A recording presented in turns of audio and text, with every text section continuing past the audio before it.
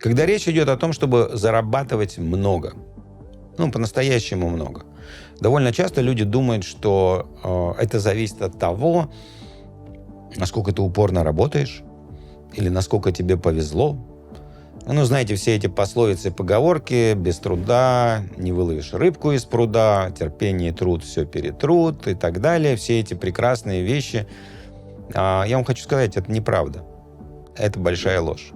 То есть, если вам когда-либо говорили, что ты будешь трудиться упорно, настойчиво, и это принесет тебе результат, капитал, деньги, скорее всего, вас, скажем так, дезинформировали. Не то чтобы полностью обманули, но пустили по ложному следу. Потому что, давайте честно, если человек работает инженером на заводе, как бы он ни напрягался, он не станет миллионером. Он может быть самым лучшим инженером, он может быть самым трудолюбивым инженером, он может работать лучше, чем любой другой инженер, но, черт побери, он не станет миллионером. Это выглядит несправедливо. И в каком-то смысле, с какой-то точки зрения, да, это так, это несправедливо, и жизнь несправедлива. В чем секрет здесь? Секрет очень простой, и он понятный. Ваше состояние, ваш доход зависит не от усилий. Усилия важны. Чем бы мы с вами ни занимались, какую работу ни делали, усилия важны. Но он зависит в первую очередь от того, какую роль вы выбрали в жизни, какую роль вы хотите играть в жизни. Я не говорю, что всем обязательно надо быть миллионерами. Я просто обращаюсь скорее к тем, кто над этим задумывается, и тем, кто хочет стать миллионером. Кстати, напишите в комментариях, как вы считаете, какие роли позволяют человеку с большой вероятностью стать миллионером. Вот как вы думаете? В Соединенных Штатах с этим намного проще. Потому что если ты являешься экспертом в какой-то области, профессии, то у тебя очень высокая вероятность стать миллионером. Ты можешь быть хорошим врачом, и ты станешь миллионером. Хирургом, прекрасным дантистом, косметическим хирургом, да вообще любым очень хорошим врачом, миллионером точно станешь.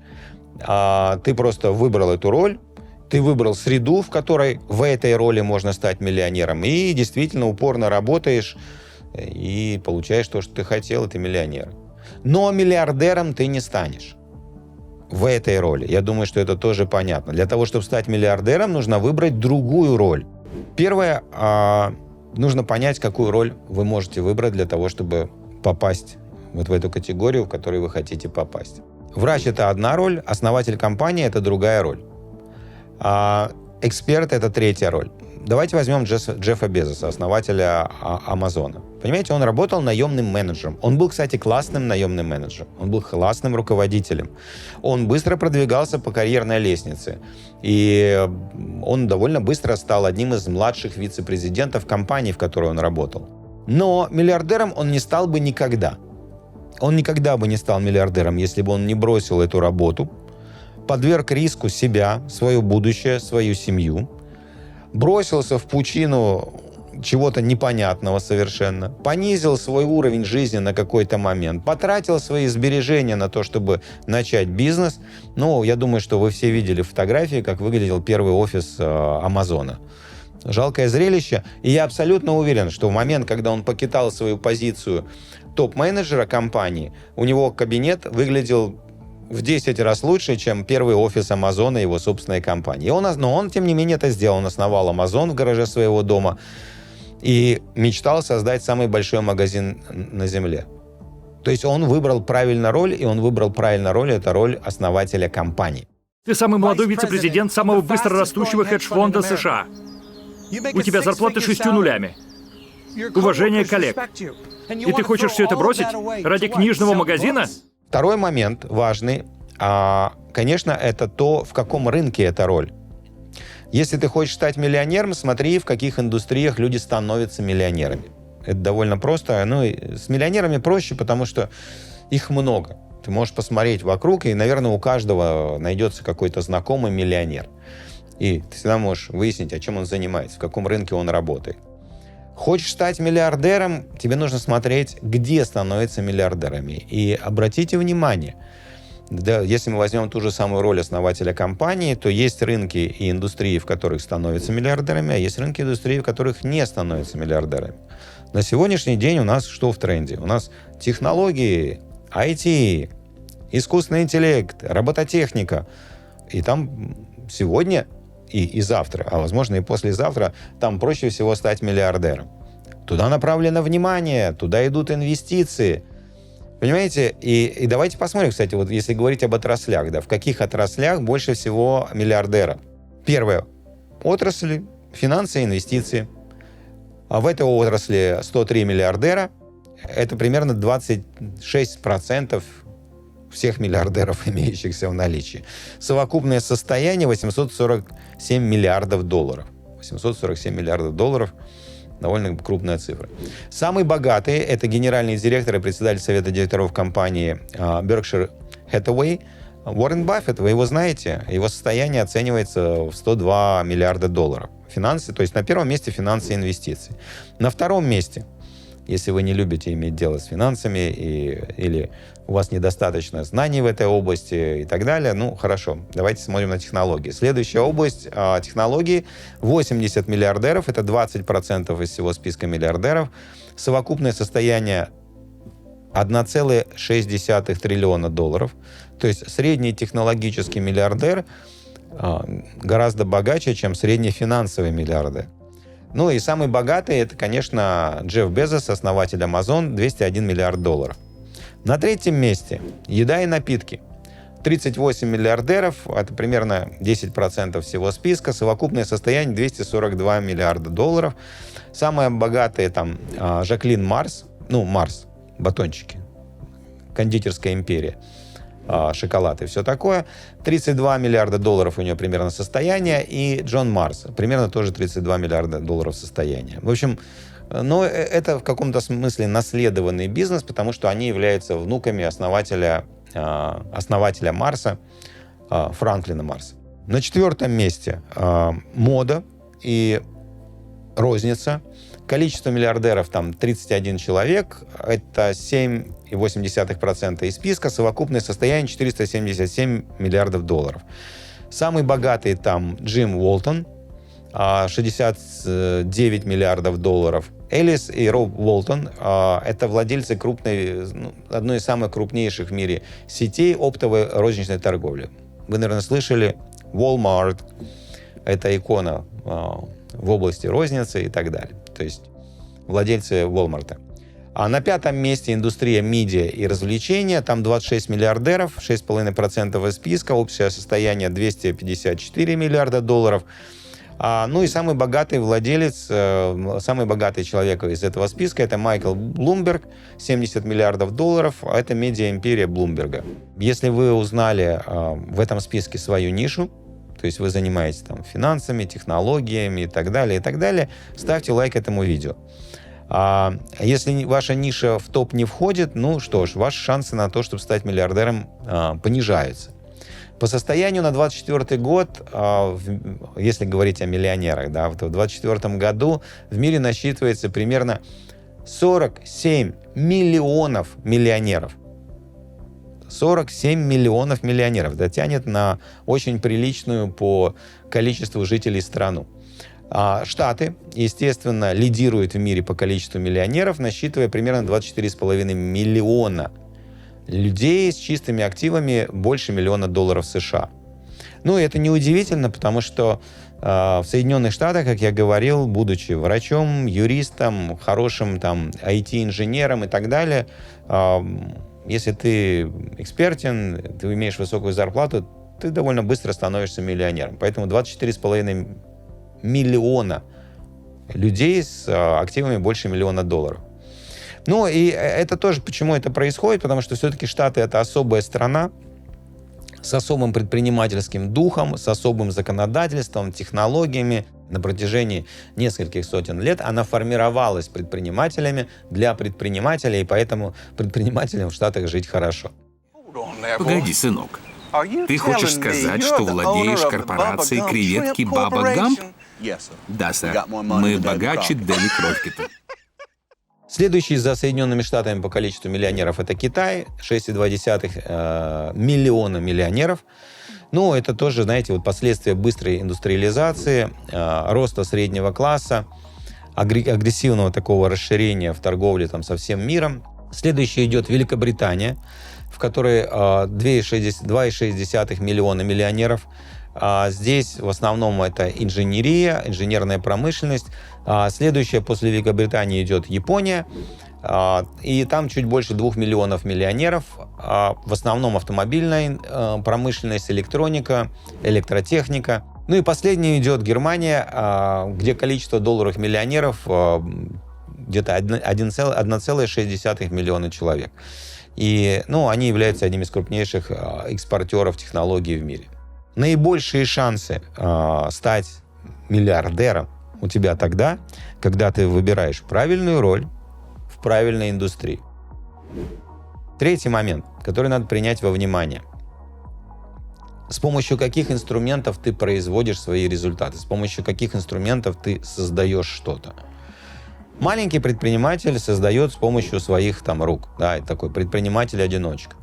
Потом с ростом его инструментами становятся люди, сотрудники, команда. Для того, чтобы стать миллионером-предпринимателем, очевидно, что ты не можешь заработать это просто руками. Когда ты стоишь у прилавка своего магазина, или когда ты обслуживаешь своих клиентов, стать миллионером ты можешь только тогда, когда у тебя появляется команда, и эта команда каким-то образом организована. И это такой довольно, вы знаете, для многих предпринимателей это совершенно нереальный переход. Очень многие, пойдя, так сказать, в пучину предпринимательства, начиная зарабатывать деньги, как хорошие эксперты, они прямо не могут отлипнуть от этого. Я встречал много довольно ребят. Я помню, как-то меня позвали выступить перед владельцами клиник, разных медицинских клиник, здесь неподалеку. И мне дали всего 45 минут и попросили сделать какую-то полезную идею, донести. И я думал, как мне уложиться в 45 минут, и я решил так по-жесткому с ними обойтись. И я начал свою презентацию с вопроса, когда я у них спросил: ребята, а кто из вас имеет медицинское образование, кто является доктором? Поднимите руки. Все подняли руки. А кто из вас хочет перестать быть доктором и стать предпринимателем? Поднимите руки. И руки подняло 3 человека. Это был большой зал. И я им сказал: ребята, а те, кто сейчас не поднял руки, у вас нет шансов создать большую клинику. Потому что это другая роль. Доктор, ты работаешь с пациентом, с лекарствами, с ассистентами. Предприниматель, ты работаешь с бизнес-процессами, с людьми, с маркетингом, с докторами и так далее. То есть у тебя другие инструменты. Для того, чтобы стать миллиардером, там нужны инструменты другого уровня. Ты уже оперируешь не отдельными людьми и командами, ты оперируешь капиталом, ты оперируешь целыми компаниями для того, чтобы работать на этом уровне. Естественно, в какой-то момент, если ты хочешь этот скачок сделать в инструментах, тебе нужно эти инструменты осваивать. Если ты хочешь освоить инструменты управления людьми, разобраться, как управлять компанией, как переходить от этого, собственноручного труда к управлению командой и подняться на уровень инструментов как минимум миллионера, я рекомендую, приходите на мой мастер-класс, как усилить команду, укрепить фундамент бизнеса и выйти на новый уровень. На этом мастер-классе, это бесплатный абсолютно мастер-класс, я даю бизнес-инструменты, которые как раз помогают управлять командой, развивать эту команду и дают такую твердую достаточно основу для того, чтобы идти дальше. Четвертый момент – разница в мышлении миллионеров и миллиардеров. Это, когда я хочу понять истинные цели человека и того, что он хочет, я всегда стараюсь выяснить, а как он тратит свое свободное время. На что он тратит свое свободное время? Свободное время и свободные деньги.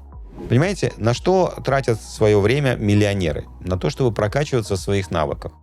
Можно лучше скрипкой позанимаюсь? Нет, на скрипке ты и так хорошо играешь. А тебе нужен баланс между образованием и развитием. Скукотища. Стать лучшим хирургом, стать лучшим софтверным инженером. Понимаете, возможно, чуть-чуть разобраться, как иметь дело с коллегами. Возможно, улучшить какие-то свои навыки презентации. Но в основном, если мы говорим о таких миллионерах, которые являются либо узкими экспертами, либо управляют небольшими командами, это люди, которые очень любят и тратят время и силы на развитие своих профессиональных навыков экспертных. Когда мы говорим о миллиардерах, то эти ребята, они тратят свое время и свои деньги, и свое внимание на другие вещи. Они изучают, что происходит на рынке, куда идут компании, куда идут индустрии, что происходит с большими компаниями, что происходит с конкурирующими компаниями, где, в какой области деньги дают хороший возврат на инвестиции, какие инструменты надо использовать для того, чтобы этот возврат получить, как создать большую команду, как стратегически создавать такие продукты, которые бы хорошо заходили на рынок и так далее. И это то, что интересует миллиардеров. Ну, естественно, у вас может возникнуть вопрос, откуда, что читать, куда бежать и все такое прочее. Ну что ж, я могу порекомендовать несколько источников. Например, есть такой журнал Finance and Development Magazine. Это журнал по анализу самых современных тенденций. Там публикуются исследования в международных финансах, экономике, развитии. В этом журнале статьи экономистов, специалистов по разным темам, включая такие темы, как искусственный интеллект, экономическое неравенство, последствия, например, то, что нас волнует, последствия использования искусственного интеллекта для разных отраслей, занятости и так далее. Следующий источник могу порекомендовать The Economist. Это мировое издание, которое дает хорошие, твердые такие анализы экономики, международных новостей, политики, науки и технологий, причем без какого-то пропагандного хайпа, а вот прям настоящий анализ. А это, кстати, одно из самых авторитетных и широко читаемых изданий в области экономики. Ну, популярных, я имею в виду, конечно, популярных. Bloomberg. Это финансовые новости и финансовая информация, потому что, вообще компания Bloomberg создавалась вокруг биржевых новостей изначально, и поэтому все, что касается рынков, аналитики, данных о разных компаниях и глобальные экономические тренды, это Bloomberg. Harvard Business Review очень интересен, очень хороший журнал, потому что там есть всегда статьи о каких-то бизнес-методиках, бизнес-стратегиях. Там также затрагиваются вопросы экономики, финансов, аналитика, всевозможные разборы и исследования. То есть, если у вас нет привычки читать эти источники, поначалу вам будет тяжело. Но вы же хотите стать миллиардером? Вы хотите же изменить свою точку зрения? Понимаете, когда ты начинаешь принимать другую роль, это страшно, это непонятно.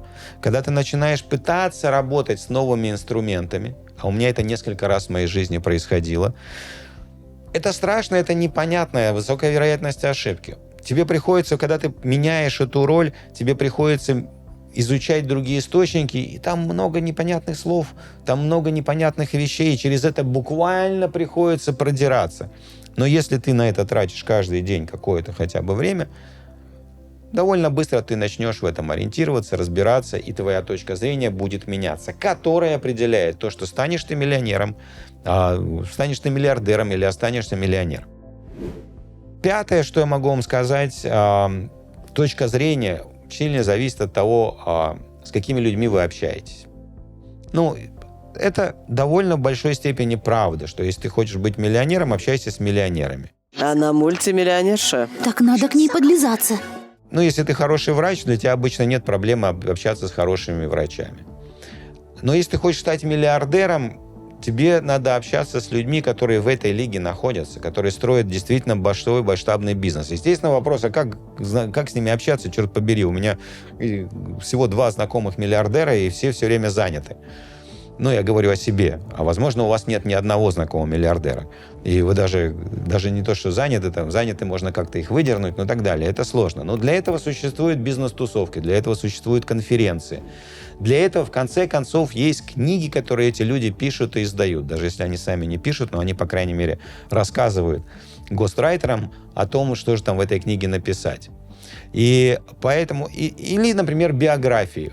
Но только очень хорошие биографии. Потому что, вы знаете, я читал много разных биографий, и некоторые из них написаны очень хайпово, некоторые из них написаны, чтобы вообще дезориентировать, чтобы продвинуть какую-то странную точку зрения. Я предпочитаю читать биографии, которые близки к, ну, скажем так, научной работе.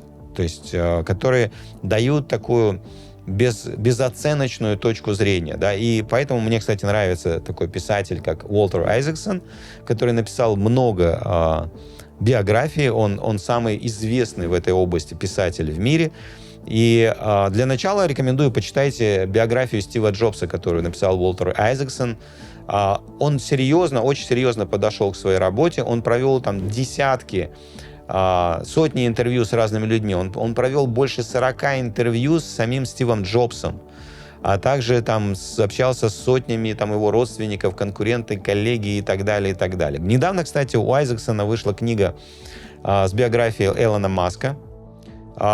Чтобы ее написать, он 2 года провел с Маском. Он общался с невероятным количеством его работников, друзей, семьей и так далее. И, согласитесь, личность Маска очень неоднозначна. Вот. Но если вы почитаете биографию, вы начнете понимать намного больше. И знаете, что еще классное в этой биографии? Потому что когда ты задумаешься о том, какая у меня должна быть точка зрения, чтобы стать миллиардером, тебя всегда интересует, а как вот они этот переход сделали? Потому что Илон Маск инженер по образованию, понимаете, Стив Джобс, его даже инженером нельзя назвать, каллиграфист и так далее.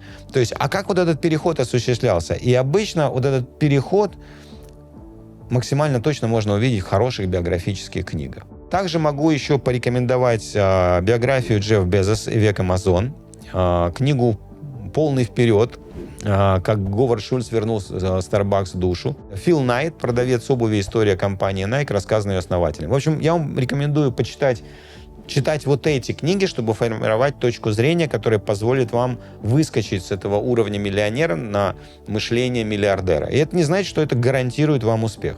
Это просто необходимая составляющая. Но когда вы выскочили, вот тогда уже имеет смысл применять вот это правило. Без труда не вытащишь рыбку из пруда. Работай напряженно, трудись. Да, трудись, но в правильной роли. И тогда я буду гордиться, что знаю еще одного миллиардера.